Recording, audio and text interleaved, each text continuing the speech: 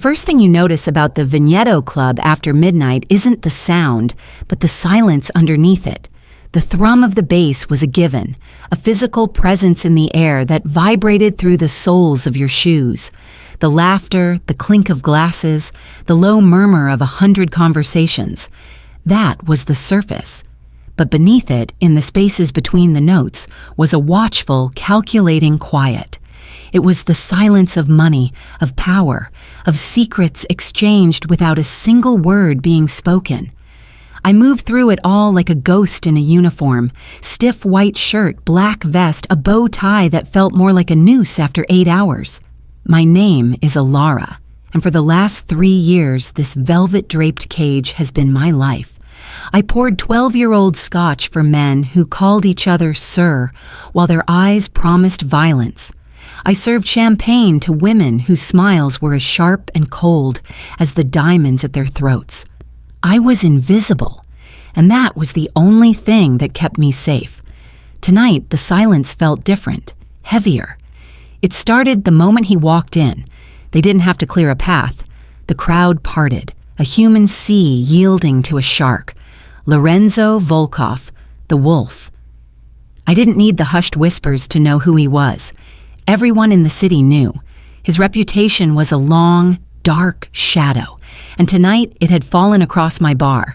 He was taller than I expected, built with the solid, immovable grace of a cliff face. Dark hair, silvered at the temples, a suit that probably cost more than my entire college education, tailored to perfection. But it was his eyes that arrested me, a chilling pale gray like a winter sky moments before a storm. They scanned the room, not with interest, but with ownership, and for a terrifying second, they landed on me. I dropped my gaze, my heart hammering against my ribs like a trapped bird. I focused on polishing an already spotless glass, the routine motion a desperate anchor. Don't look up. Don't attract attention. Be the ghost. His entourage settled into the reserved booth in the corner, a nest of black suits and watchful eyes. But he didn't sit. He detached himself and walked toward the bar. My bar. Each footstep on the polished marble floor was a nail in my coffin. The space around me emptied as other patrons subtly found reasons to be elsewhere. I was ground zero. Vodka, he said, his voice a low rumble that bypassed my ears and vibrated straight into my bones. It was accentless, precise, and utterly devoid of warmth. Crystal Head, if you have it. Neat. I nodded, my throat too tight for words. I turned, my movements clumsy, and reached for the iconic skull-shaped bottle. My hands, usually so steady, trembled. I could feel his gaze on my back, a physical weight. As I poured the crystalline liquid into a heavy crystal tumbler, a man slid onto the stool next to Volkov. He was younger, with a slick, nervous energy. This was Marco, a junior manager. I'd never liked him. His smile never reached his eyes. "Lorenzo, a pleasure as always," Marco said, his voice too loud. "Let me get that for you." Before I could react, Marco reached over the bar, took the glass I had just poured, and set it in front of Volkov. Then, with a flourish that made my blood run cold, he produced a small, unlabeled bottle from his pocket. "A gift," Marco said, his voice dropping into a conspiratorial whisper I was clearly meant to overhear. "From the new shipment, the purest you'll ever taste, a special blend, just for you." He unscrewed the cap and tipped a single clear drop into the vodka. It vanished without a trace. My breath hitched. Every instinct I possessed, every lesson learned from a childhood I'd spent a decade running from, screamed in unison, this was wrong. This was a hit. Marco's posture was too eager, his eyes too bright with a strange, feverish anticipation. The way he'd intercepted the drink, the secretive bottle, it was a script from a nightmare I knew all too well. Volkov stared at the glass, his expression unreadable. He reached for it. Time didn't slow down. It shattered. My father's face flashed in my mind, his voice a desperate echo from the past. "Don't ever get involved, Alara. You see something. You look the other way. You survive. But looking the other way was how we ended up at his funeral. My hands were moving before my mind could catch up. On a pristine cocktail napkin, I scrawled 5 words with a shaking hand. The pen felt like a weapon. I slid the napkin across the polished wood of the bar. It came to a stop right beside his untouched glass. Don't drink it. Smile and leave now. I didn't look at him. I just turned and busied myself with the sink, pretending to wash a glass. My entire body braced for the explosion. The silence behind me stretched taut and deadly. I could feel his gaze shift from the napkin to me. I heard the soft rustle of paper as he picked it up. A second passed, then another. The bass from the club pounded in my temples. Had he read it? Would he listen? Suddenly a hand shot out, not to take the glass or to throw it away. His fingers, strong and impossibly warm, wrapped around my wrist, pinning it to the bar. The grip wasn't brutal, but it was absolute, unbreakable. I gasped, my head snapping up to meet his winter gray eyes. There was no anger there, no surprise, just a deep, unnerving intensity, as if he were seeing me for the first time, and he was memorizing every single detail. He leaned in close, his voice a whisper meant only for me, the scent of cedar and cold night air washing over me. Why, he murmured, his thumb pressing against the frantic pulse in my wrist. Would I do that, little ghost? He hadn't drunk the vodka. He hadn't left. He had grabbed me instead. And in that moment, I knew with terrifying certainty that my life of invisibility was over. The interrogation. The world narrowed to the points of contact. The cold, hard bar under my forearm, the searing heat of his grip on my wrist, and the terrifying intensity of his gaze. My heart wasn't just pounding. It felt like it was trying to shred its way out of my chest. Every survival instinct screamed at me to pull away, to run, to scream for help that would never come for someone like me. But I was frozen, trapped in the gravity of his presence. I don't know what you mean, I stammered, the lie flimsy and transparent. I tried to tug my wrist back, but his hold tightened infinitesimally, a silent, effortless reminder of his control. It wasn't painful, not yet, but it was a promise of how easily it could be. The note, he stated, his voice still low, a private rumble in the cavernous noise of the club. His eyes flicked down to my trapped hand, then back to my face. Explain. He hadn't acknowledged Marco. He hadn't looked at the poisoned glass. His entire focus was on me, and it was more terrifying than any overt threat. Out of the corner of my eye, I saw Marco's smug smile falter, confusion and then a flicker of panic replacing it. Lorenzo, is there a problem with the gift? Volkov didn't even glance his way. Leave us, he said, the words dropping like stones. Marco opened his mouth to protest, but one of the men from the booth, a mountain with a scar bisecting his eyebrow, took a single step forward. Marco paled, nodded jerkily, and slithered off the stool, disappearing into the crowd without a backward glance. We were alone again, an island of terrifying quiet in the sea of music and laughter. You have 5 seconds, Volkov said, his thumb stroking once slowly over my pounding pulse point. The gesture was intimate, possessive, and utterly chilling. Who are you? Alara, I whispered. I just work here. That is not who you are. That is where you are. He leaned closer, his voice dropping even further. You saw something. You acted. People who just work here do not do that. They look away. So I will ask again. Who are you, and what did you see? The truth was a dangerous currency. But a lie now would be a death sentence. I could see that in his eyes. He was a man who dealt in absolutes. The bottle, I breathed out, my voice trembling. It wasn't right. He was too eager. He intercepted the drink you ordered to give you that one. It's a classic play. One of his eyebrows lifted, almost imperceptibly. A classic play, he repeated, as if tasting the words. You seem familiar with the genre. He finally released my wrist. The skin tingled, already feeling the ghost of his grasp. I instinctively cradled it with my other hand, my fingers brushing over the warmth he'd left behind. He didn't move away. He watched me, a predator assessing strange new prey. "We need to leave," I said, finding a sliver of courage. If he realizes it didn't work, he will panic. Panic makes people stupid. Stupid people are easy to find. His logic was cold, brutal, and utterly confident. He picked up the napkin I'd written on, folded it neatly with one hand, and tucked it into his inner suit pocket. The gesture felt strangely final, like a contract being sealed. "You're coming with me." It wasn't a question, it was a decree. "I can't. My shift isn't over. I have—" "Your shift," he interrupted, his tone leaving no room for argument, "is over permanently. You do not work here anymore." He stood, a tower of imposing darkness. "Get your things, now." The finality in his voice brooked no argument. My mind raced. My bag was in the staff locker room. My phone, my keys, and my pathetic life were in that bag. To get it, I'd have to walk away from him, to have a moment alone. Was this a test? Would I run?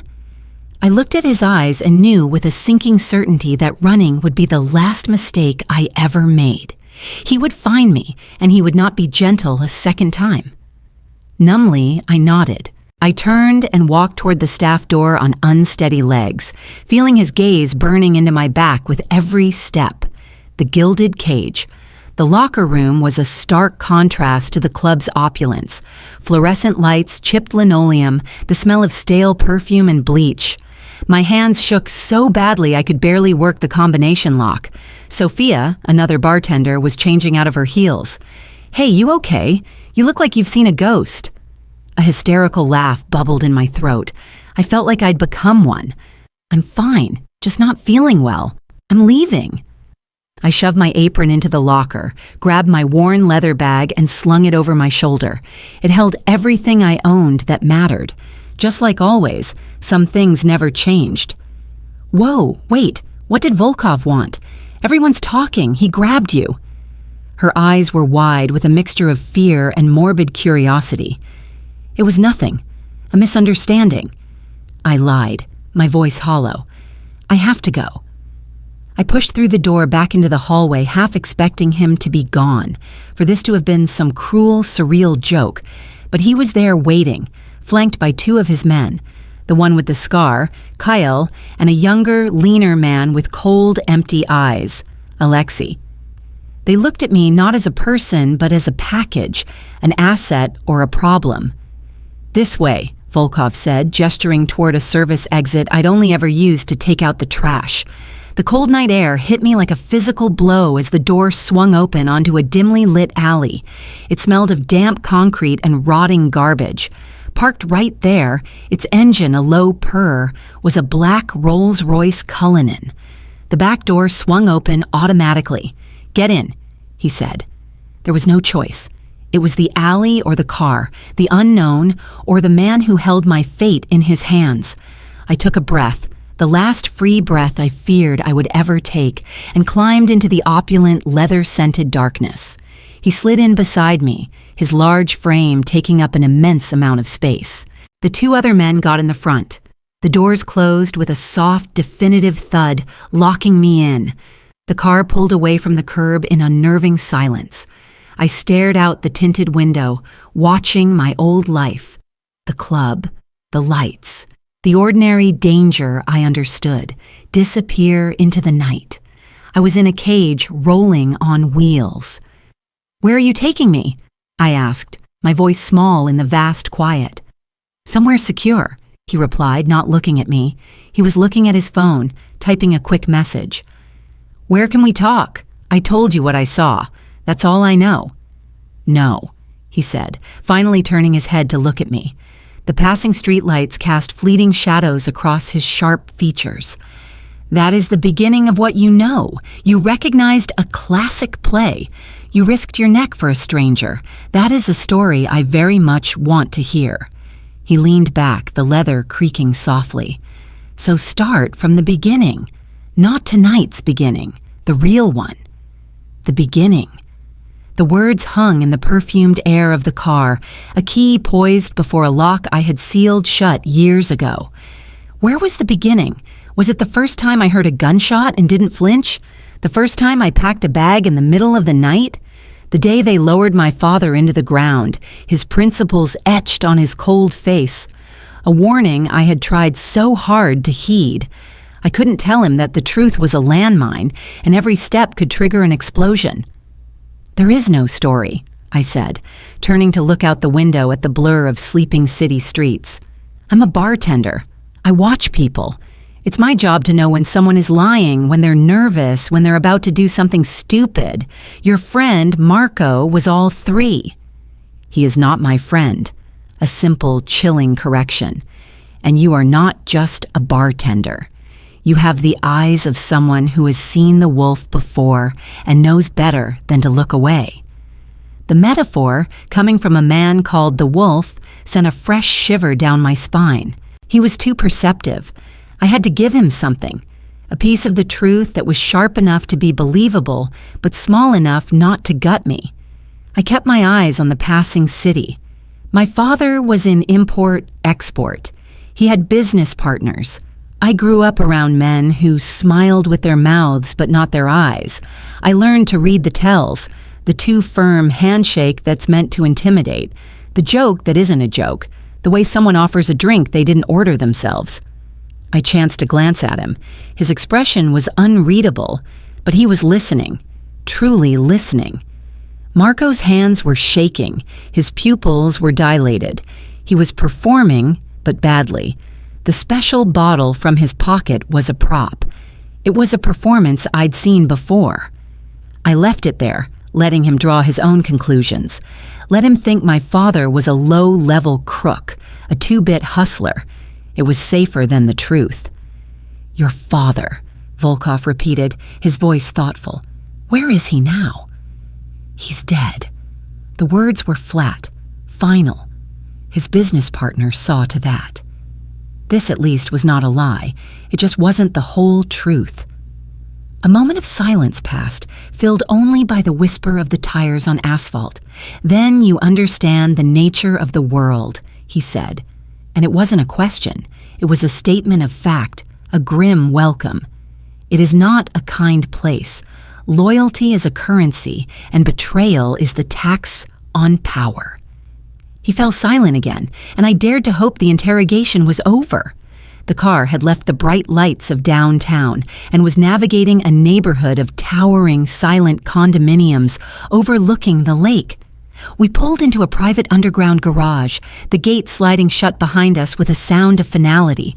The garage was pristine, lit by cold fluorescent lights, and housed a small collection of vehicles that were each worth a fortune. This wasn't a home. It was a secure location, a bunker disguised as luxury. The scarred man, Kyle, got out first, scanning the area before opening our door. Alexei stayed close, his hand resting near his waist, where I was sure a weapon was concealed. We entered a private elevator that required a key card and a biometric scan. It ascended smoothly to the penthouse. When the doors opened, my breath caught. The entire far wall was floor-to-ceiling glass, offering a breathtaking panoramic view of the city skyline and the dark, endless expanse of the lake. The interior was all cool minimalism, polished concrete floors, low-slung leather furniture, stark white walls adorned with a few pieces of brutalist art. It was powerful, masculine, and utterly soulless. It fit him perfectly. "You will stay here tonight," Volkov said, shrugging off his suit jacket and draping it over the back of a chair. He moved to a bar cart far more elegant than the one I worked and poured 2 fingers of amber liquid into a glass. He didn't offer me one. "Kale will remain outside the door. Do not attempt to leave." The command was absolute. He was treating me like a prisoner, but one he'd housed in a 5-star cell. "You can't keep me here," I said, a spark of defiance igniting despite my fear. He took a slow sip of his drink, his gray eyes pinning me over the rim of the glass. "I can, and I am. You interfered in a matter you do not understand. That act made you a part of it. Until I know who Marco was working for and what they intended, you are a material witness and a potential target." "A target?" The word was a cold stone in my stomach. They saw you. They saw you speak to me. They saw me take you. If they are competent, they will already know your name, your address. He let that hang in the air, a sentence of its own. My apartment. My small, shabby, but mine apartment, with its flimsy lock and friendly, oblivious neighbors. It was no longer safe. The reality of my situation crashed down on me. I was untethered, jobless, homeless, and trapped in the penthouse of a crime lord. This is insane," I whispered, wrapping my arms around myself. "I was just trying to do the right thing." "The right thing," he repeated, a flicker of something that might have been amusement in his eyes. "A dangerous habit." He finished his drink and set the glass down with a soft click. "There is a guest room down the hall to the right. It has everything you need. We will continue this in the morning." He turned and walked away, disappearing into a main suite without another word, leaving me standing alone in the vast, silent, beautiful room. I was adrift, the poet's secret. I found the guest room. It was like a hotel suite. King-sized bed, ensuite bathroom with marble tiles, a walk-in closet empty except for a plush robe. It was impersonal and perfect. I sat on the edge of the bed, my bag still slung over my shoulder. I felt dirty, out of place. I pulled out my phone. No service, of course. He'd thought of everything. I was completely cut off. I thought of my friend, Chloe. We were supposed to have brunch tomorrow. She'd text. She'd call. She'd worry when I didn't show up. What would I tell her? That a handsome mafia kingpin had kidnapped me? It sounded like the plot of a bad movie. But the fear was real. The memory of Marco's panicked eyes was real. The phantom grip of Volkov's hand on my wrist was real. I was trapped in a gilded cage, and the wolf was right outside the door. I didn't sleep. I lay in the absurdly comfortable bed, staring at the ceiling, listening to the unfamiliar sounds of the building. Every creak, every hum of the central air was a potential threat. My mind raced, cycling through escape plans and discarding them just as quickly. Where would I go? What money did I have? I had a few hundred in cash, maxed out credit cards, and a perpetually anemic bank account. I was, for all intents and purposes, already his. The sun was beginning to tinge the sky with a pale, sickly light when I heard a soft knock on my door. I jolted upright, my heart in my throat. "Yes?" The door opened, and Cale stood there, his massive frame filling the doorway. He held a stack of folded clothing. "Boss thought you might want a change of clothes," he said, his voice a low gravel. He placed them on a chair just inside the door. "Breakfast is in 30 minutes. He left, closing the door behind him. I stared at the clothes. A simple pair of dark jeans, a soft cashmere sweater, and undergarments, all in my size. The intimacy of it, the unnerving efficiency, made my skin crawl. He hadn't just guessed. He'd had someone find out. When I emerged, showered and dressed in the clothes that felt like a uniform I hadn't chosen, I found Volkov at a dining table reading a tablet. He looked up as I entered. In the morning light, he looked different. Still dangerous, still imposing, but more real.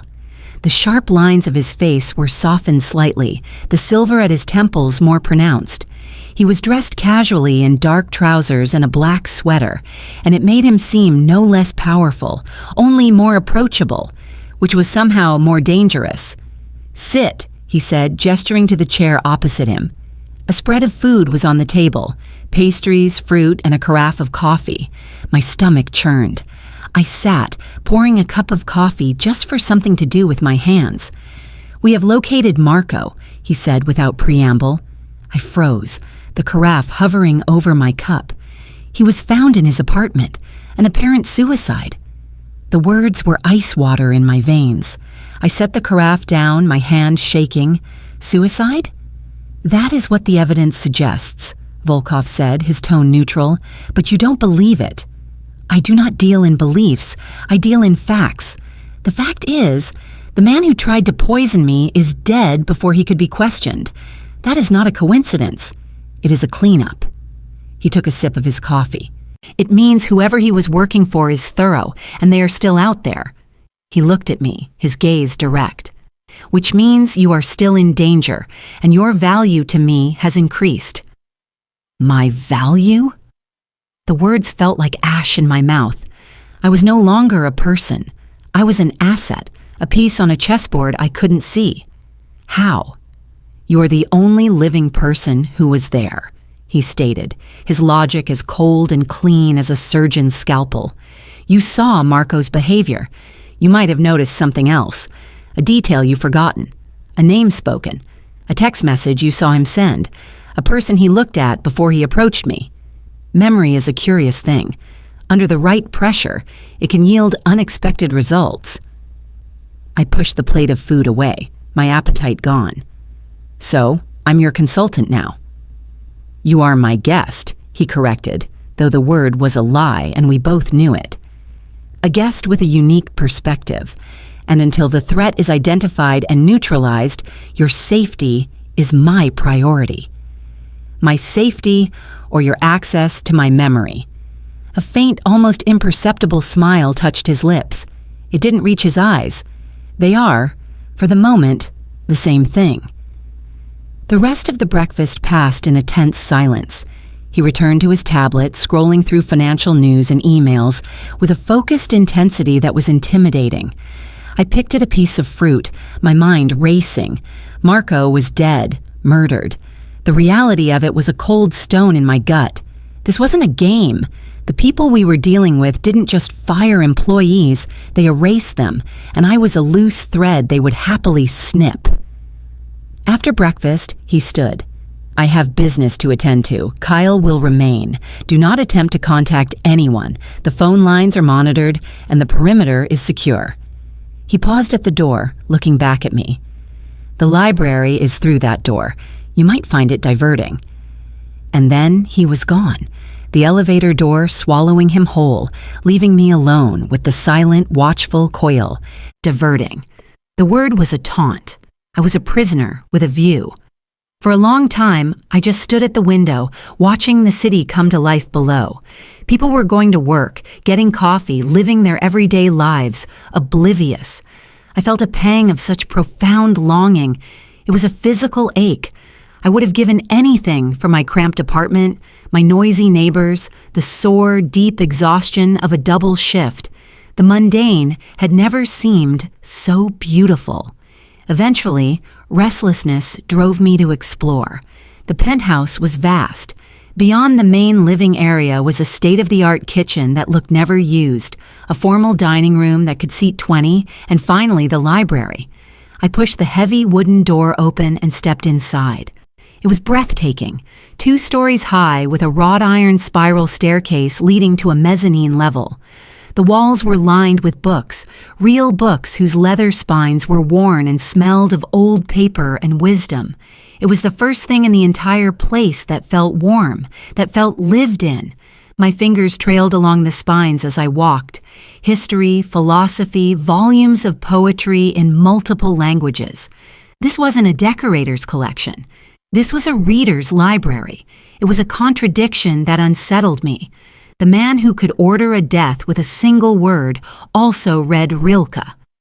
I climbed the spiral staircase, the metal cool under my bare feet.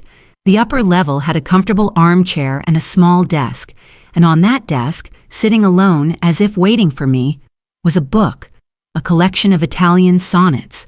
It was old, the pages foxed with age. Something made me pick it up. It fell open to a specific page, the spine cracked from repeated use. One poem was circled in faint, elegant pencil. My love is like a fever, longing still. I snapped the book shut, my heart doing a strange, uncomfortable flip. This was a vulnerability, a crack in his armor, and I had no idea what to do with it. I felt like I'd stumbled upon a secret I wasn't meant to see. Ara Rossi. The day dragged on. I tried to read, but the words blurred on the page. I paced. I stared out the window. The silence was oppressive. Kyle checked on me once, his large frame a silent reminder of my captivity, then retreated to his post. I was going stir-crazy. The walls, no matter how expensive, were still walls. It was late afternoon when the elevator chimed. I tensed, expecting Volkov, but it was a woman who stepped out. She was perhaps in her late 50s, with sharp, intelligent eyes and hair pulled back in a severe silver bun. She was dressed in an impeccably tailored pantsuit and carried a leather briefcase. "Alara, I presume," she said, her voice crisp and professional. "I am Miss Petrova. Mr. Volkov has asked me to see to your necessities." She set the briefcase on the table and opened it. Inside was a new top-of-the-line smartphone, a laptop, and a wallet. The phone and laptop are secure, connected to a private network.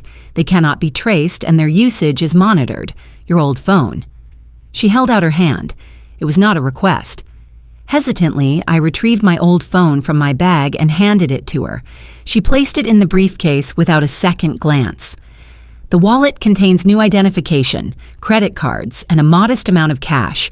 Your old identity is suspended for the time being. It is for your protection." I picked up the new ID card. Ara Rossi. The name felt foreign. The photo was one I didn't remember taking, my face pale and serious. "He can't just give me a new name?" "He can, and he has," Miss Petrova said, unmoved.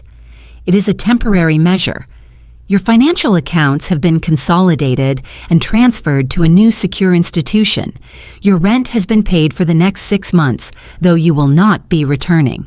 Your employer has been informed that you resigned due to a family emergency. All loose ends have been tied." I felt dizzy. In the space of a few hours, my entire life had been systematically dismantled and reassembled by a stranger. The efficiency was terrifying.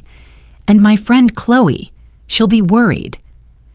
"A message has been sent from your old number explaining that you have taken a last-minute opportunity to work on a private luxury yacht in the Mediterranean. Limited communication for several months. It is a credible cover." She closed the briefcase. "Is there anything else you require?" I just stared at her, speechless. What could I possibly require? My freedom, my life back. She seemed to take my silence as an answer. "Very well. Mr. Volkov will return this evening." And with that, she turned and left, the elevator doors closing on her impassive face. I was now Ara Rossi. I had new money, new tech, a new past. The old Alara was on a yacht, a ghost. I sank onto the sofa, the new phone feeling like a lead weight in my hand. This was more than protection. This was assimilation. He wasn't just keeping me safe. He was remaking me in a way that suited his world. And the most frightening part was the small, traitorous part of me that was relieved. The part that was tired of running, tired of worrying, tired of being alone. This cage, for all its bars, was incredibly comfortable. The internal betrayal. When Volkov returned that evening, the atmosphere shifted. He brought the energy of the outside world in with him, a chill, a tension that hadn't been there before. He dismissed Kyle with a nod and poured himself a drink, his movements tight, controlled.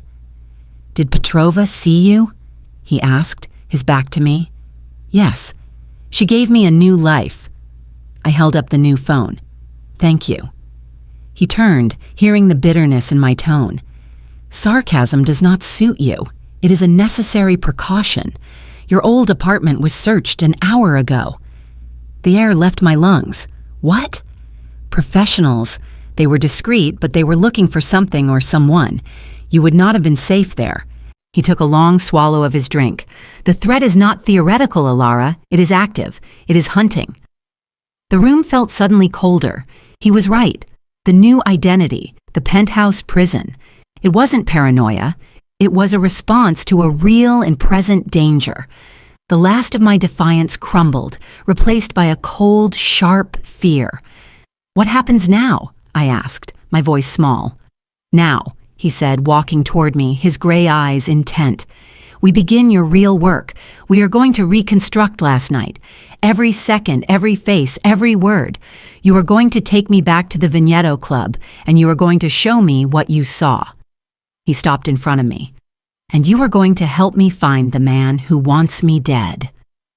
The reconstruction felt like torture. He led me not to the library or the living room, but into a study I hadn't seen before. It was darker, paneled in a rich, dark wood with a massive desk that looked like it had been carved from a single ancient tree. There were no windows. It was a room designed for focus, for secrets. He sat behind the desk, steepling his fingers, and looked at me expectantly. "Begin. From the moment you first saw Marco that night." I closed my eyes, trying to push past the fog of fear and focus. It was around 10:30. He came in through the staff entrance, which was unusual. He usually swaggered in through the front. He looked agitated. His hair was messy, like he'd been running his hands through it. He went straight to his office, slammed the door. Did he speak to anyone? I sifted through the memory, the mundane details now taking on a life or death significance. He brushed past Sophia, didn't acknowledge her. Then, about 20 minutes before you arrived, he came out. He was on his phone. He was smiling, but it was a nasty smile. He said, "The package is ready for delivery. The wolf will take the bait." Then he laughed and hung up. Volkov's expression didn't change, but the air in the room grew colder. "The wolf." He used that name. "It's what people call you," I said quietly. "Go on." After that, he was different, calmer, almost serene. He posted himself near the host stand, watching the door, waiting. When you walked in, his whole body language shifted.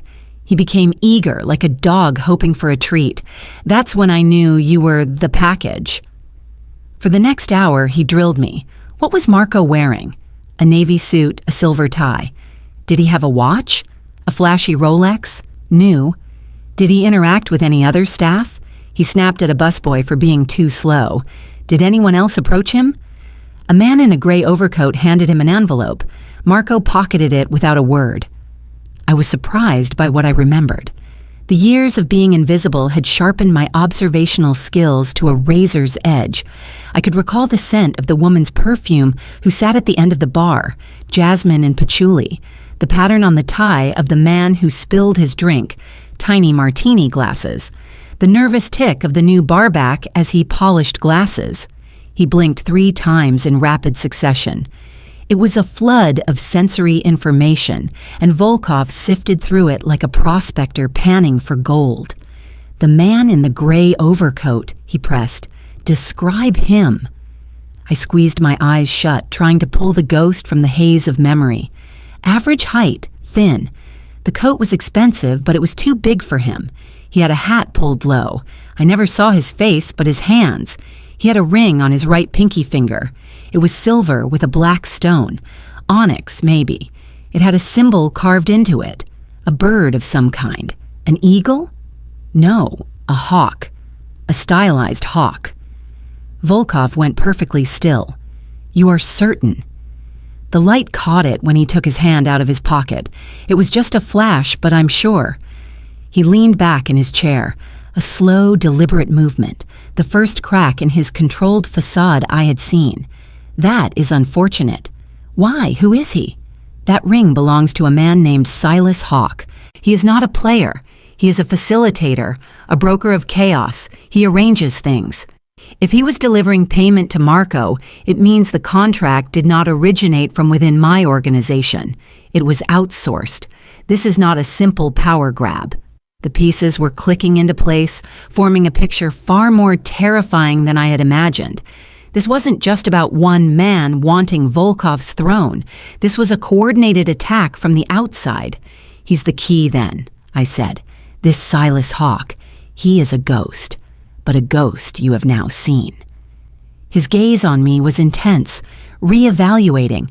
"Your eyes are more valuable than I realized." He stood and walked to a panel on the wall, pressing a sequence of buttons. A large screen descended behind his desk. With a few more commands, he pulled up a series of security feeds from the club, different angles from the night before. "Show me," he said. "Show me where he stood." I stood and approached the screen, my heart pounding. It was surreal, watching the grainy black and white footage of my old life, a life that felt a century away. There I was, a small, anxious figure behind the bar. There was Marco preening by the door, and then Volkov entered, and the entire energy of the room shifted on the screen, just as it had in reality. "There," I said, pointing to a corner of the feed from a camera near the restrooms. "The man in the overcoat, he came from that direction." Volkov zoomed in and enhanced the image. It was grainy, but the too big coat was clear. The man kept his head down, his face obscured by the hat, but as he turned to leave, his right hand swung into view. The image was pixelated, but the shape of a ring on his pinky finger was unmistakable. "Good," Volkov murmured, a hunter's satisfaction in his voice. "Very good." He saved the frame and typed a rapid message on his phone. "This gives us a starting point. Hawk operates out of the city. He favors old places. Theaters, libraries, museums, places with history and multiple exits." He turned off the screen and the room was plunged back into the dim light of the desk lamp. He looked at me, and the intensity in his eyes was different now. It wasn't just the cold assessment of an asset. There was a spark of something else. Respect, perhaps. "You have a unique talent," he said. "Most people see, but they do not observe. You observe. It is a skill that cannot be taught." "It's a skill born from a lifetime of needing to see the threat before it sees you," I replied, the truth slipping out before I could cage it. He was silent for a moment, studying me. "We are not so different, you and I. We both live in worlds where a single missed detail can be fatal." The comparison should have offended me, but it didn't. It felt horribly, terrifyingly accurate. We were both survivors navigating landscapes of hidden teeth. The only difference was the scale. "Get some rest," he said, his voice softer than I had ever heard it. "Tomorrow we begin in earnest. The hunt for Silas Hawke begins." I left the study, my mind reeling. The fear was still there, a constant humming undercurrent. But something else was there, too, a sense of purpose. A feeling of being useful, of having a skill that mattered in this brutal, high-stakes game. It was a dangerous feeling. It was the feeling of starting to belong. Back in my room, I didn't feel the same oppressive weight of the walls. I picked up the book of sonnets from the library, the one he had left on the desk. I opened it to the marked page. "My love is like a fever, longing still." I traced the circled words with my finger. Who did Lorenzo Volkov love with a feverish longing? What or who had carved this vulnerability into a man made of stone? The question haunted me more than any threat from Silas Hawke, because understanding that, I feared, was the real key to surviving him. A price on trust. The next morning began not with a quiet breakfast, but with the arrival of Franco. He entered the penthouse with an air of grim efficiency, a tablet tucked under his arm, and a tension in his shoulders that spoke of a long, fruitless night. Volkov was already waiting, dressed and looking as if he'd never slept, a fresh cup of black coffee steaming on the table beside him. "We have a problem," Franco said without preamble, his eyes flicking to me for a fraction of a second before dismissing me as irrelevant. The cleanup on Marco was too clean. The apartment was wiped. No prints, no fibers, no data on his devices. It was professional. "I expected nothing less from an operation involving Hawke," Volkov replied, his voice calm. "What of the financials?" The payments to Marco were routed through a series of shell corporations in the Caymans, untraceable. But we did find something else. Franco tapped his tablet, bringing up a complex web of transactions. While we were looking into Marco, I ran a standard audit on all recent financial activity with high-level clearance. There's a discrepancy, a series of small recurring payments to a security consulting firm that doesn't exist. The vendor was added to the system 6 months ago. Volkov's gaze sharpened. "Who authorized the vendor?" The credentials belonged to Anthony Ricci. A muscle in Volkov's jaw twitched. "Anthony," he said, the name a soft exhale that carried more weight than a shout. "He has been with me for 15 years. He handles our most sensitive, legitimate investments. The payments are small, easily overlooked, a few thousand a month, but the pattern is consistent, and the timing coincides with when our security protocols at the docks were compromised, leading to that lost shipment in October." The air in the room thickened. This was no longer an external threat.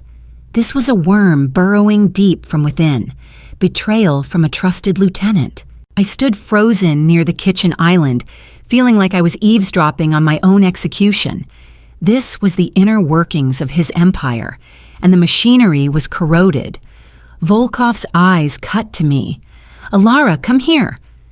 I approached slowly, feeling Franco's disapproving gaze on me. Volkov took the tablet from him and turned it toward me. "Look at these transaction descriptions, the language. Tell me what you see." It was a test. Another one. I took the tablet, my fingers brushing against his. The screen showed a list of payments for strategic security analysis, for ongoing risk assessment, for consultancy services rendered. The descriptions were bland, corporate, and designed to be ignored. "The grammar is correct," I started, my translator's brain kicking in, analyzing not the numbers, but the words. "But the word choice is off, it's repetitive. Consultancy services rendered is a common phrase, but for rendering of provided services, it's stilted. It reads like someone who understands English technically but isn't a native speaker. They're mimicking language from real invoices without understanding the natural flow." I looked up at Volkov. "It's the same inconsistency I saw in the fake vendor names you showed me earlier. It's a pattern. Someone is creating a paper trail to siphon money, and they're not being careful with the linguistics." Franco stared at me, his earlier dismissal replaced by a grudging curiosity. "She noticed that in 5 seconds. Our accountants missed it for 6 months." Volkov's gaze on me was unwavering. "It is what I told you. She sees what others do not." He took the tablet back. "Anthony, he has a cousin fresh from Naples. His English is poor. He works in the mailroom," Franco confirmed, his voice tight. "He would have the access to see real invoices and mimic them, but not the fluency to get the phrasing right."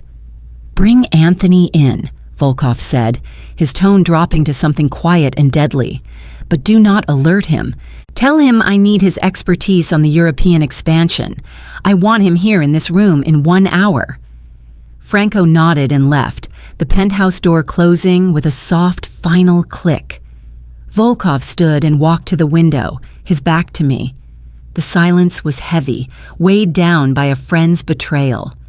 "You knew," I said softly. "You suspected it wasn't just Sergio." "I suspected many things. Suspicion is the currency of my life. Proof is far more rare." He turned to face me.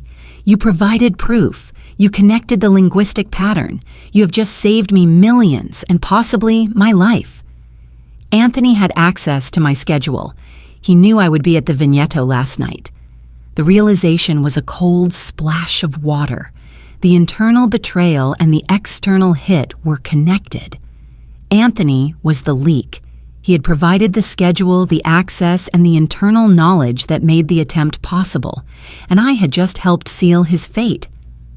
"What will you do to him?" I asked, my throat dry. "That is not your concern." The wall was back up, the brief moment of shared purpose gone. "You will be in the study during our conversation. You will listen. You will not make a sound. I want you to hear his voice, to listen to his tells. You will tell me if he lies." It wasn't a request. It was an order. I was being pulled deeper into the darkness. From observer to participant. The confession. An hour later, I was seated in a high-backed leather chair in the dark study, the door left ajar. From my position, I could see a sliver of the living room. Volkov sat in an armchair, pretending to review documents. I held my breath, my heart thumping a frantic rhythm against my ribs. The elevator chimed. Anthony Ricci walked in, a man in his late 40s with a kind, tired face and a slightly rumpled suit. He looked like an accountant, which he was. He did not look like a traitor. "Lorenzo," he said, his voice warm with what sounded like genuine affection. "You wanted to see me. The Europe files are on my desk. I can have them sent up." "Sit down, Anthony," Volkov said, his voice neutral, even friendly. Anthony sat on the sofa, leaning forward eagerly. "I've been looking over the projections for the Milan holdings. The potential is incredible, but the regulatory landscape is—" "We will get to that," Volkov interrupted gently. "First, I need your help with a different matter. A discrepancy in the books, small payments to a security firm. The authorization has your credentials." The change in Anthony was instantaneous. It was subtle, a slight stiffening of the shoulders, a too quick blink, a forced casualness as he leaned back. "My credentials? That's impossible. It must be a system glitch. I'll have it looked into immediately." "The firm doesn't seem to exist, Anthony." Volkov's voice was still calm, a spider feeling the first vibrations in its web. "A shell company, then. You know how these things are set up for tax purposes."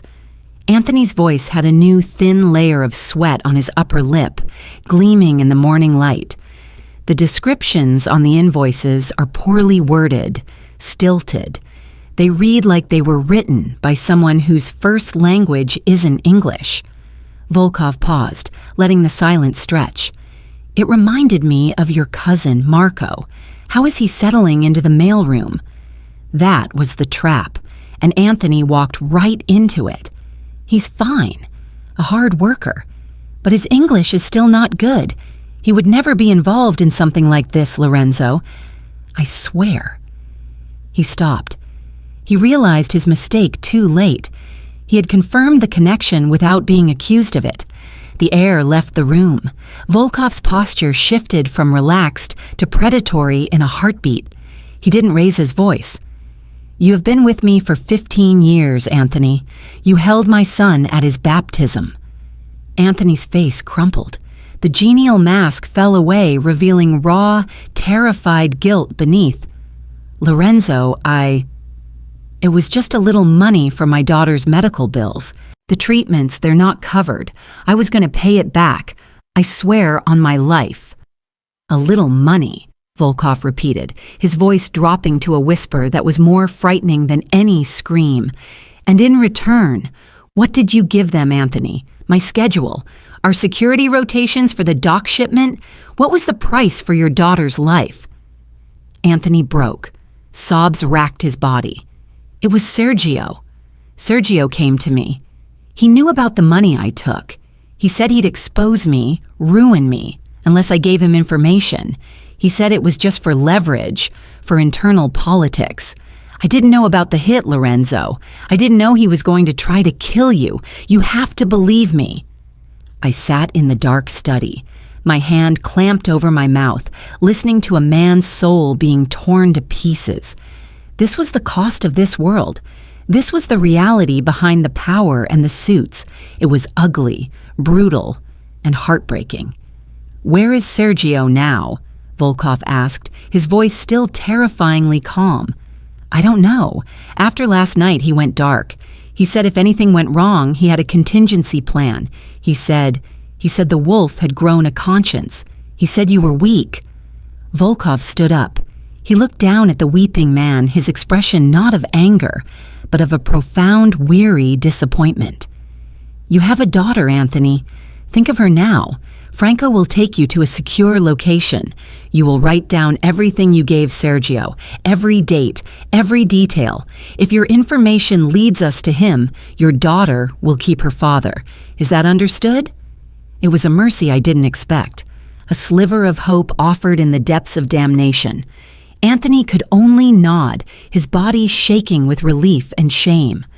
Franco entered and quietly escorted the broken man out. The elevator doors closed, and Volkov was left alone in the vast, silent room. He didn't move for a long time. He just stood there, staring at the space where his friend had been. I crept out of the study. He heard me but didn't turn. "You showed him mercy," I said quietly. "Mercy is a luxury I cannot often afford," he replied, his back still to me. "But children should not be orphans because of their father's sins. It is a lesson I learned too well." In that moment, he wasn't the wolf. He was just a man standing in the ruins of his own trust, burdened by the weight of the choices he had to make. And I, against all reason and every instinct of self-preservation, felt a terrible, undeniable pull toward him. A different kind of strength. The silence after Anthony's departure was a living thing, thick and suffocating.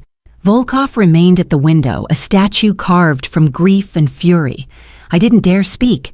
I had just witnessed the brutal mechanics of his world, the discovery of a traitor, the application of pressure, the dispensing of a punishment that was both harsh and, in its own way, merciful. My knees felt weak. The coffee I'd drunk earlier churned in my stomach, acid and betrayal. Finally, he moved. He didn't turn, but his voice, low and rough, cut through the quiet. "You heard it." It wasn't a question. "Yes," I swallowed, my throat tight. "And I think Sergio was right about one thing." That made him turn. His gray eyes were storm clouds promising a tempest. "Explain." "You do have a conscience. It's why Anthony is still breathing.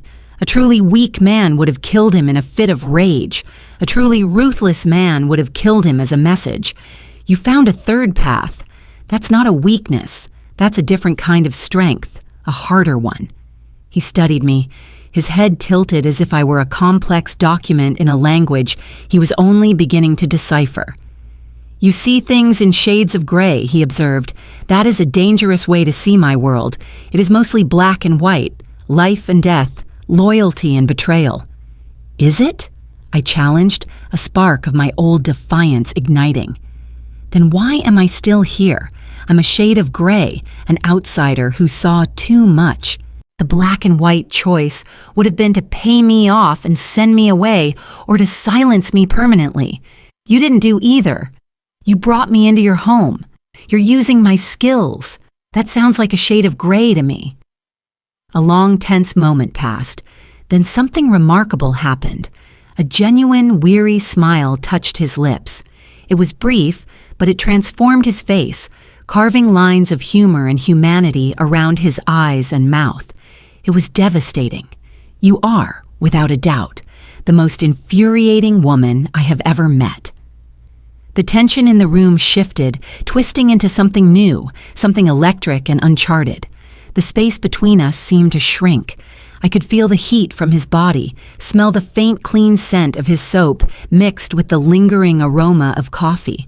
My heart was no longer pounding from fear, but from something else entirely, a reckless, terrifying curiosity. "We need to find Sergio," I said, my voice barely a whisper, an attempt to claw back to safer ground. "We will," he replied, his gaze dropping to my mouth for a heartbeat before meeting my eyes again. "But first, we eat, and you will stop arguing with me." He ordered food from a restaurant that didn't have a menu, the kind that asks how many people, and then sends a masterpiece. We ate at the dining table, the spread of food between us like a temporary peace treaty. The conversation was stilted at first as we navigated the minefield of what had just happened, but slowly it found its way to neutral territory. He asked me about languages, about the nuances of translation. I found myself explaining the subtle differences between Italian and Sicilian dialects and how a misplaced word could change the entire tone of a contract. He listened, truly listened, his intelligence sharp and focused. He asked insightful questions, challenging my interpretations, engaging in an intellectually stimulating way. It was the most normal and yet the most abnormal conversation I'd ever had. Here I was, discussing linguistics with a mafia boss over a meal that cost more than my monthly rent, while his men stood guard outside and a traitorous cousin plotted his death. "You love it, don't you?" he asked suddenly. "The puzzle of it, finding the hidden meaning in the words." "It's the only thing that's ever made sense to me," I admitted. "Words have rules, structure." You can deconstruct them, understand their architecture. People are messy, unpredictable like me, especially like you. He leaned back, swirling the red wine in his glass. My father believed fear was the only language that truly translated across all cultures. I have spent my life trying to learn a different vocabulary. What vocabulary is that? Respect, alliances, legacy. He looked at me, and the intensity was back, but it was softer now. A legacy worth leaving.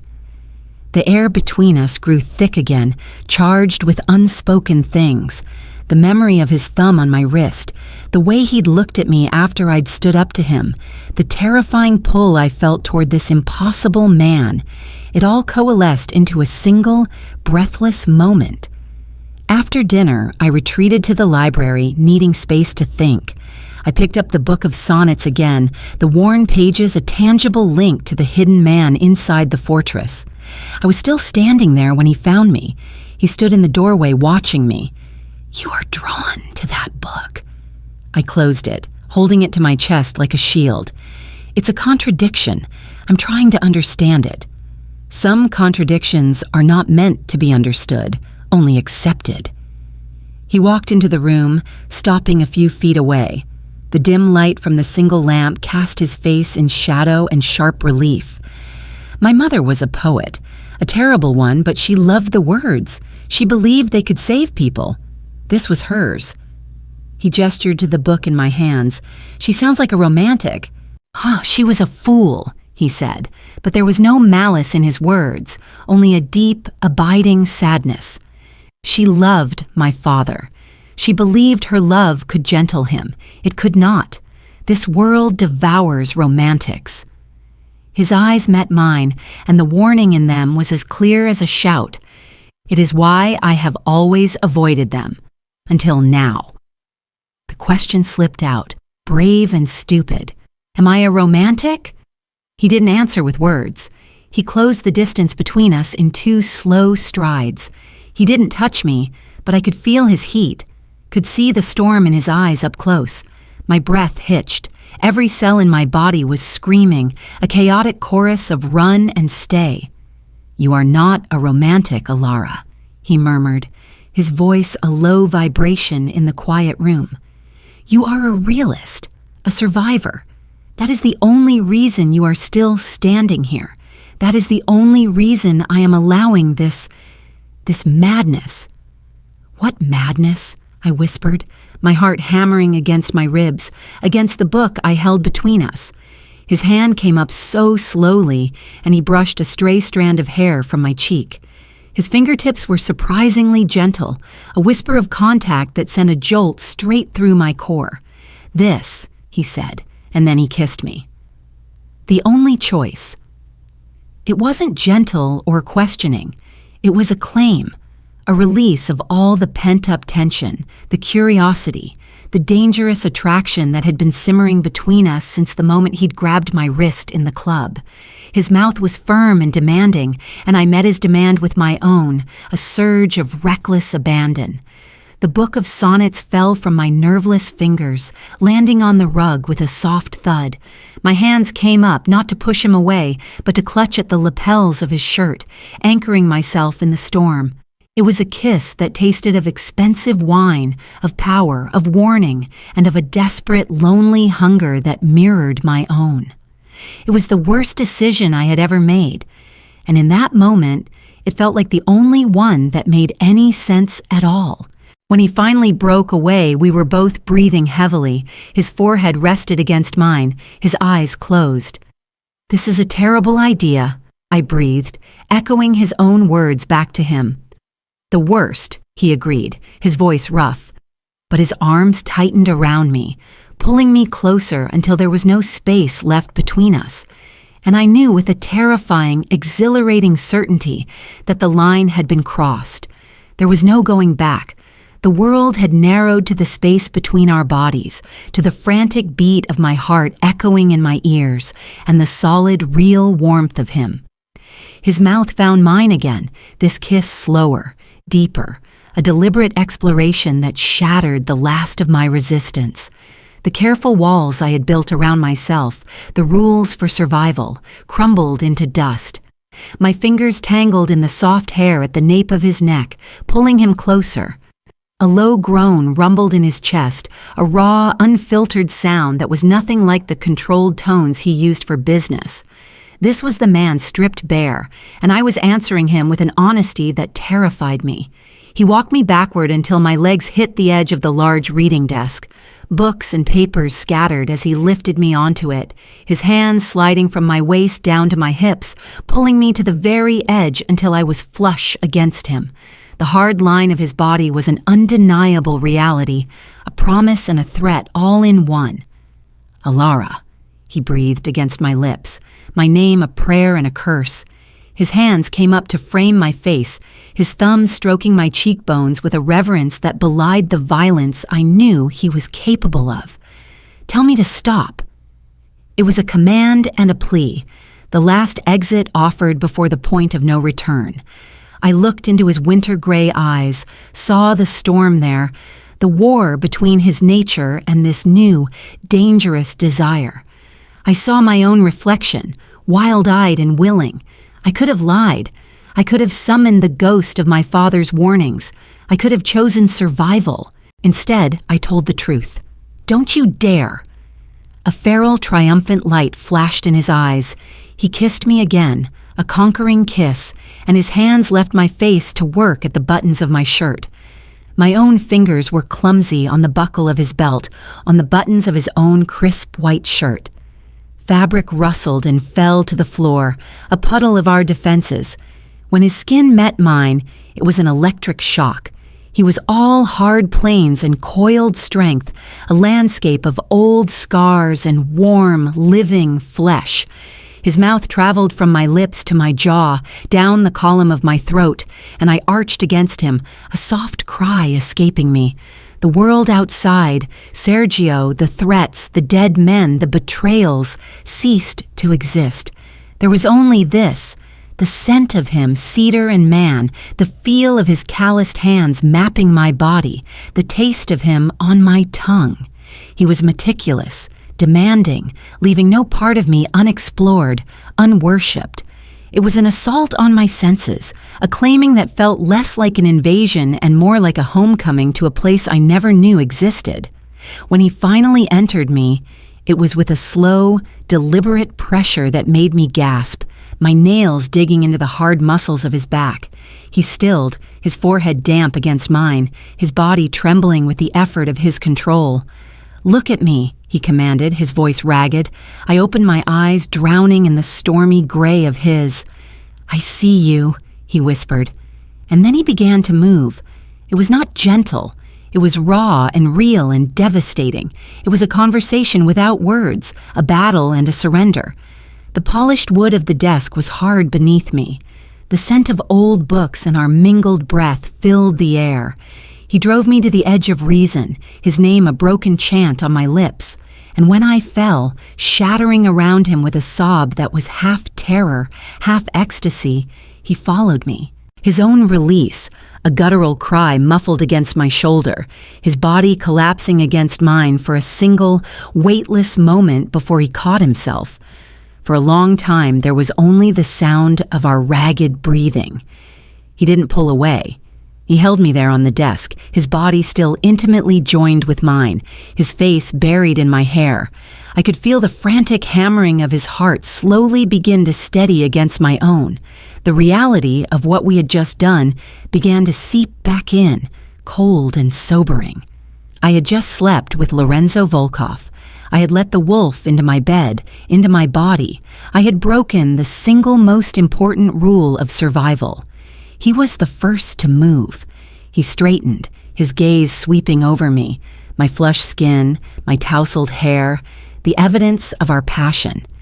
His expression was unreadable, a mask of control sliding back into place, but his eyes still burned with a residual heat. He picked up his trousers from the floor and stepped into them, his back to me. The moment of vulnerability was over. The king was back on his throne. I slid off the desk, my legs unsteady, and gathered my own clothes, my hands shaking. I felt exposed, raw, and profoundly foolish. What had I been thinking? This changed everything. It made me vulnerable. It made me a target in a new, more intimate way.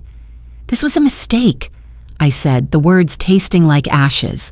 He turned, his shirt still unbuttoned, revealing the powerful, scarred chest I had just traced with my fingers. It was inevitable. "It complicates everything." "It simplifies one thing," he countered, his voice low. "Your place is here with me." "As what?" I asked, a hysterical laugh bubbling in my throat. "Your prisoner, your consultant, your mistress?" He crossed the room in 2 strides, his hand cupping my chin, forcing my eyes to meet his. "You are mine. That is all you need to know for now." The possessiveness in his tone should have infuriated me. It should have sent me running for the hills. Instead, a treacherous part of me, the part that had been alone and fighting for so long, preened at the certainty in his voice. To belong to someone, even someone like him, was a seductive poison. "I need to shower," I said, pulling away from his touch. He let me go, his gaze following me as I walked, naked and vulnerable, out of the library and down the hall to the guest room. I locked the door behind me, a futile gesture, and stood under the scalding spray of the shower, trying to wash the scent of him from my skin, the memory of his touch from my mind. It was no use. He was under my skin now. I had crossed the line, and the fire I had played with had already begun to consume me. The black diamond later, wrapped in a robe, I heard a soft knock on the door. It wasn't him. It was Coyle. "The boss asked me to give you this," he said, his face impassive as he handed me a small velvet box. I took it with trembling fingers. Inside, nestled on a bed of black silk, was a bracelet. It was elegant, deceptively simple, a platinum chain with a single teardrop-shaped black diamond. It was beautiful, cold, and unmistakably a collar, a mark of ownership. There was no note. None was needed. I closed the box and set it on the nightstand. I didn't put it on, but I didn't throw it away either. I just stared at it, a symbol of the gilded cage I had just willingly stepped into. The hunt for Sergio was still on. The threat was still very real, but the battlefield had irrevocably shifted. It was no longer just outside these walls. It was right here in this room, in the frantic beating of my own traitorous heart. The bracelet sat on the nightstand like an unspoken verdict. I didn't touch it. To put it on felt like surrender. To throw it away felt like a provocation. So I let it sit there, a cold, glittering question mark at the periphery of my new reality. Sleep was impossible. Every time I closed my eyes, I felt the ghost of his hands on my skin, heard the ragged sound of my name in his voice. I had tamed nothing. I had only thrown myself into the wolf's den, and now I was waiting to see if I would be devoured or kept. The morning came, gray and muted through the floor-to-ceiling windows. I dressed in the clothes provided for me, another uniform of soft, expensive fabrics that felt like someone else's skin, and ventured out. The penthouse was silent. For a heart-stopping moment, I thought he was gone, that the night had been a dream, and I was alone again. Then I saw him. He was on the terrace, a cell phone pressed to his ear, his back to me. He was dressed in another impeccable suit, the armor fully back in place. The man from the library was gone, locked away behind a wall of crisp white cotton and tailored wool. I stood in the doorway, unsure of my welcome, of my role. He finished his call and turned, his gaze sweeping over me. There was no warmth in his eyes, no acknowledgement of what had passed between us. There was only the cool, assessing look of a general surveying his troops. "We have a lead on Silas Hawke," he said, his voice all business. "He was spotted last night at the Orpheum Theater, a private viewing of a restored silent film. It fits his profile." He walked past me into the living room, picking up a tablet from the coffee table. He uses the chaos of a public place as cover, the crowd, the noise, the multiple exits. "So, what's the plan?" I asked, my voice sounding small. "We visit him, Tonight, the final performance. He handed me the tablet. It displayed the theater's layout, blueprints, and security camera locations. I want you to look at this. You have a fresh perspective. Tell me what you see. It was a peace offering, or perhaps a distraction, a way to reestablish the professional dynamic that I had so thoroughly obliterated. I took the tablet, my fingers brushing against his. There was no spark this time, only a dull ache. I focused on the screen, falling into the familiar comfort of analysis. The Orpheum was a labyrinth, multiple levels, winding corridors, and service passages that weren't on the original plans. "He'll have lookouts," I said, zooming in on the balconies. "Here and here. They'll have a clear view of the main entrance and the lobby. If they see you or your men, he'll be gone before you reach the foyer." "Agreed. You can't go in through the front. You need to be a ghost." I traced a route on the screen with my finger.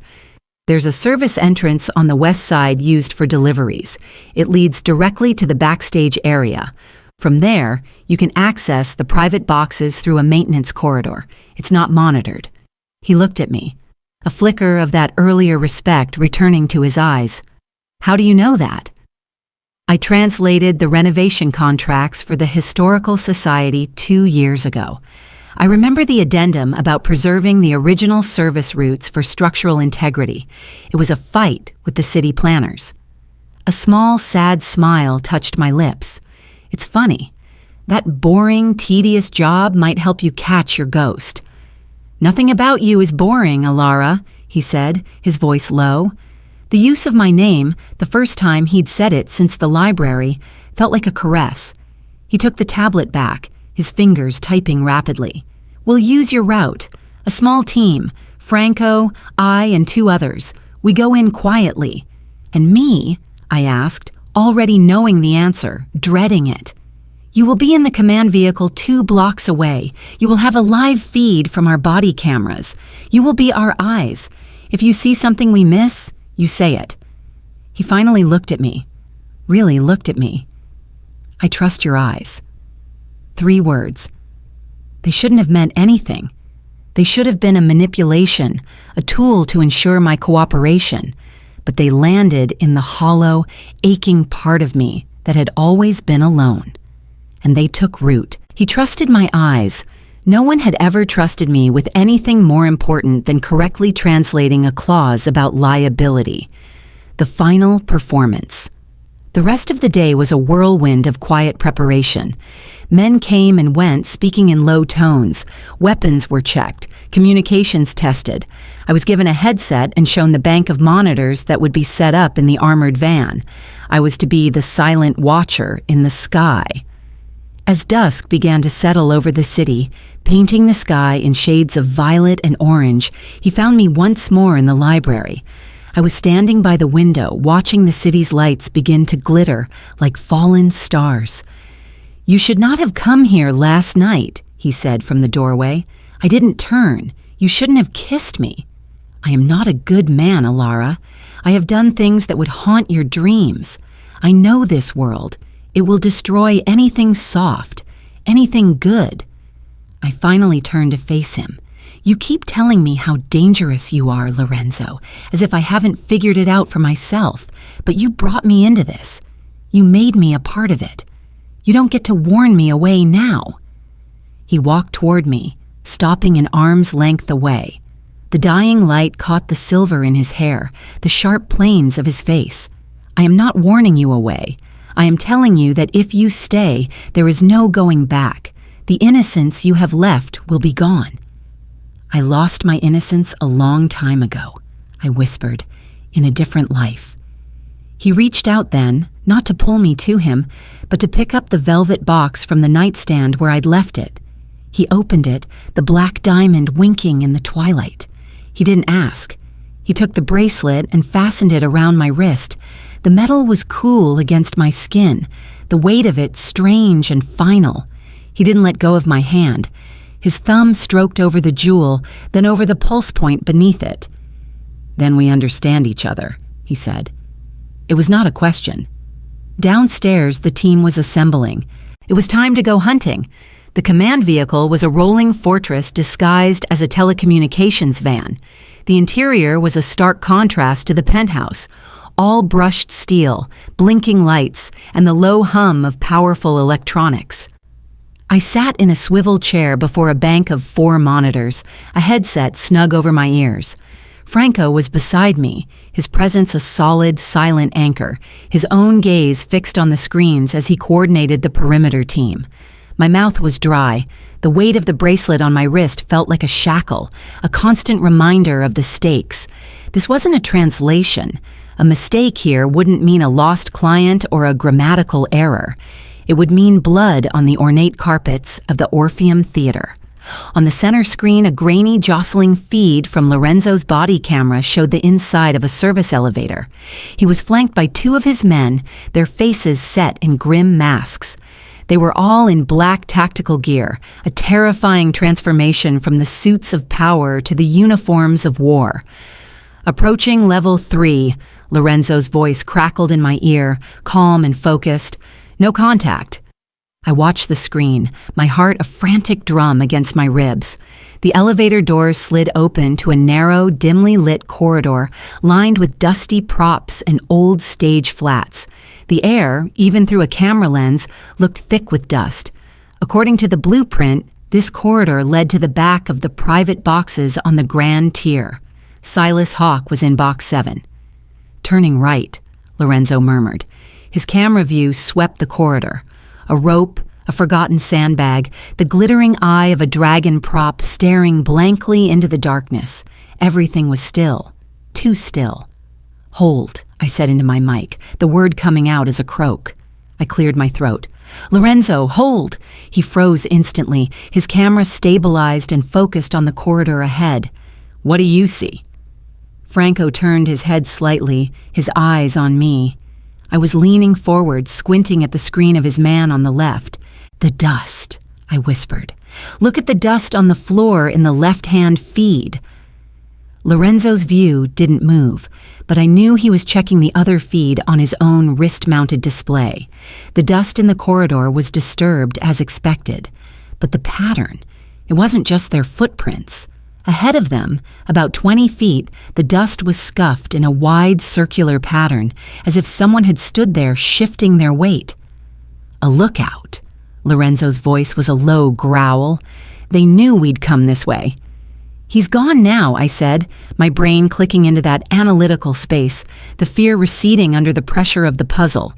"But he was there recently. He's reported your position. Hawke will be moving." "We accelerate," Lorenzo decided. "Alpha, Beta, flank the box from the side entrances. On my mark." The feed split as the 2 other men broke away, moving with silent, lethal grace. Lorenzo continued down the main corridor, his pace quickening. The music from the theater grew louder, a dramatic, silent film score that underscored the tension with absurd irony. He reached a small, unmarked door. Box's private entrance. He didn't hesitate. He turned the handle and pushed. The camera view swept into the plush red velvet interior of the private box. It was empty.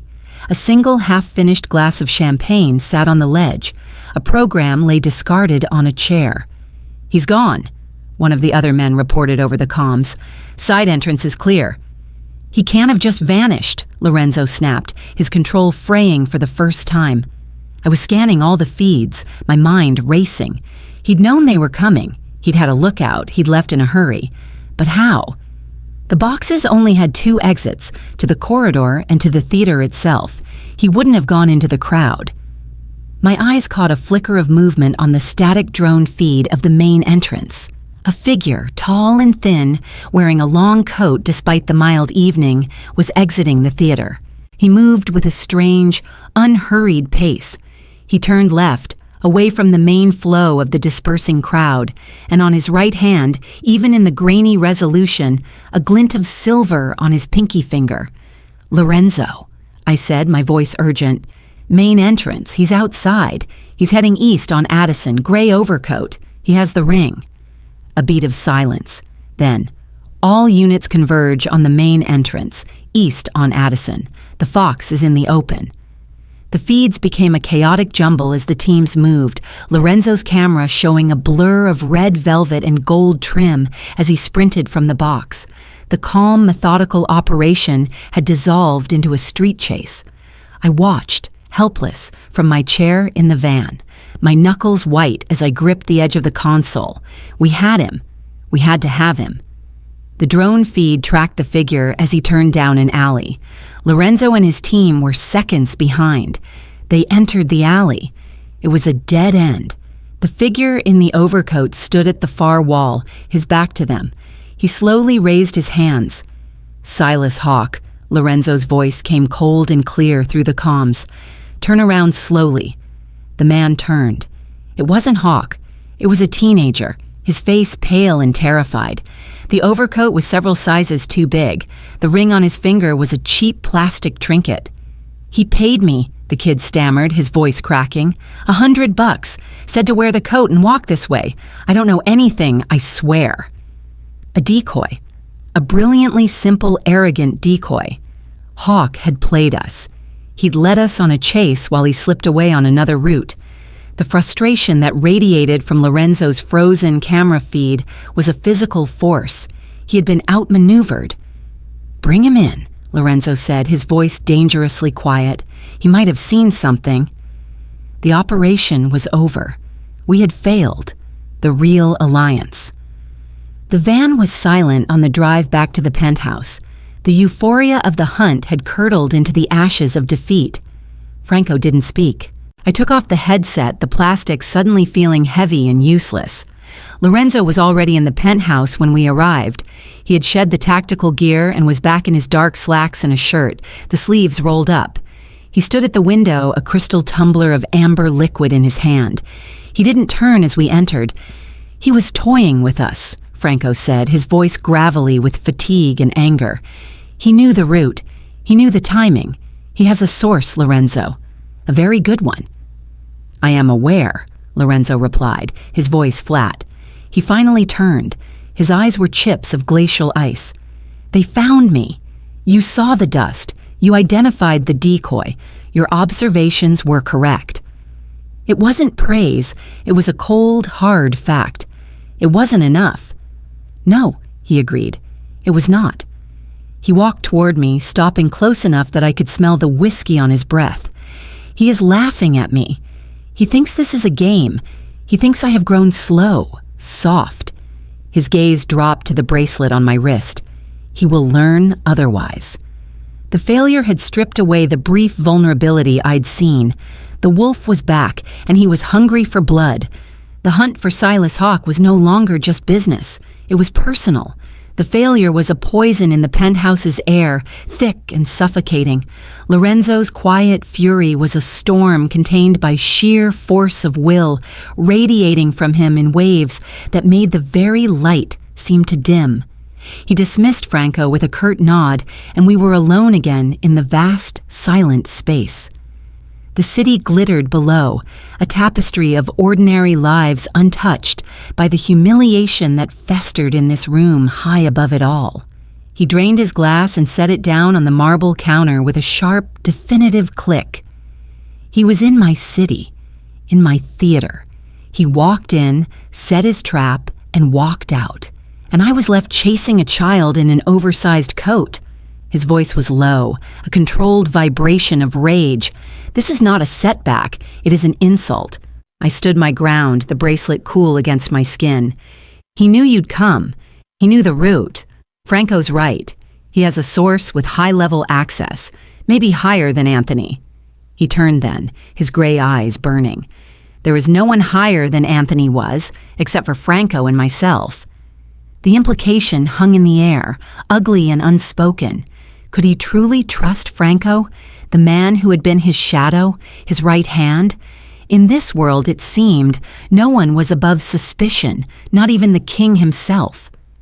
"What did the boy say?" I asked, needing to steer us back to facts, away from the corrosive doubt. "Nothing of value." A man approached him outside the theater, paid him cash, gave him the coat and the ring, told him where to walk. He never saw his face. Lorenzo ran a hand through his hair, a rare gesture of agitation.